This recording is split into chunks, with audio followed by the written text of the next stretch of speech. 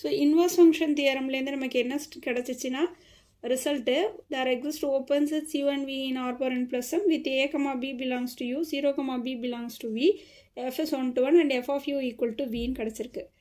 அதுக்கப்புறம் இது வந்து இன்வர்ஸ் ஃபங்க்ஷன் தியரம் எஃப் டேஷுக்கு இன்வெர்டிபிள்ங்கிறனால அப்ளை பண்ணும்போது இது கிடச்சிச்சு. இப்போ டபிள்யூன்னு ஒரு செட்டு ஃபார்ம் பண்ணுறோம். அது எப்படின்னா ஆர் பவர் எம்மில் இருக்கிற ஒய்க்கெல்லாம் ஒய் வந்து ஆர் பவர் எம்மில் இருந்துச்சுன்னா 0, y அதை சுற்றி ஒரு நெய்பர்ஹுட் வரையும் போது அந்த நெய்பர்ஹுட் வந்து வியில் இருக்கும். அந்த மாதிரி ஒரு செட்டு தான் டபிள்யூ. நமக்கு வி ஆல்ரெடி ஓப்பன் செட்டுன்னு தெரியும், அதை வச்சு தான் டபிள்யூ ஃபார்ம் பண்ணுறோம். So W is open. அப்புறம் இதிலேருந்து கிடச்ச ரிசல்ட் இன்னொரு ரிசல்ட் என்ன, F of U equal to V. இப்போ யூவில் இருக்க எலிமெண்ட்டில் என்ன ஃபார்மில் இருக்கும், எக்ஸ் கமா ஒய், வியில் இருக்க எலிமெண்ட்டு 0, y. அப்போ இதுலேருந்து F of X comma Y equal to 0, yன்னு எழுதலாம். ஆனால் டெஃபினேஷன் படி F of X comma Y நம்ம என்ன டிஃபைன் பண்ணியிருக்கோம், small F of X comma Y. So இது ரெண்டுத்தையும் ஈக்குவேட் பண்ணோம்னா எஃப் ஆஃப் எக்ஸ் கமா ஒய்ங்கிறது நமக்கு 0ன்னு கிடச்சிரும். ஃபஸ்ட் எலிமெண்ட்டையும் ஈக்குவேட் பண்ணும்போது வேறு ஒய்ங்கிறது டபிள்யூவில் இருக்கும், எக்ஸ் கமா ஒய்ங்கிறது யூவில் இருக்கும். அதை வந்து இன் பர்டிகுலராக சொல்லணுன்னா for this x f of x, y is equal to 0 இதுதான் நம்ம ப்ரூவ் பண்ணணும். ஆனால் இந்த x வந்து யூனிக்குன்னு ப்ரூவ் பண்ணணும். அதுதான் நெக்ஸ்ட்டு பண்ண போகிறோம். Next to prove the uniqueness of x. Suppose there exists x dash such that x dash, yங்கிறது belongs to u and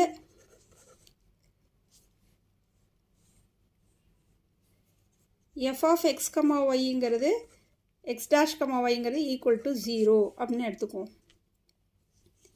then capital f of x dash, y நம்ம எப்படி எழுதலாம், f of x dash, y நம்ம definition படி y இப்படி எழுதலாம்.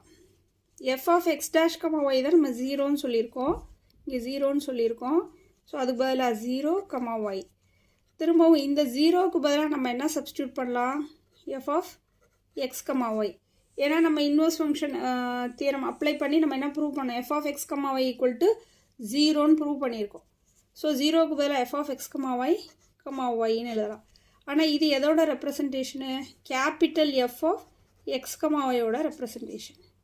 So எதில் ஆரம்பித்தோம், f of x dash comma y, இங்கே என்ன கிடச்சிருக்கு, f of X comma y.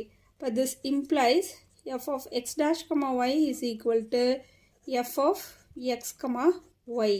இது எப்போ possible, x dash equal to எக்ஸாக இருந்தால் தான். ஏன்னா சின்ஸ் எஃப் வந்து நமக்கு 1 to 1ன்னு தெரியும், எஃப் வந்து 1 to 1.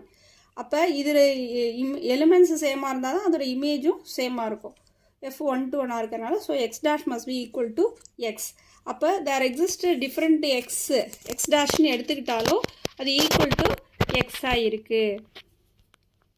therefore நம்ம என்ன சொல்லிடலாம், there exist a unique point, unique x such that x, y belongs to u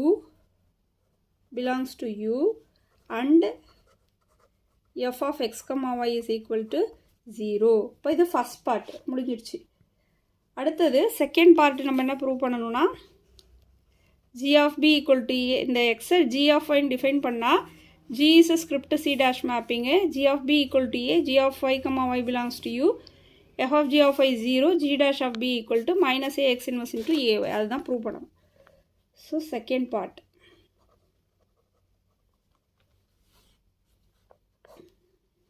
okay,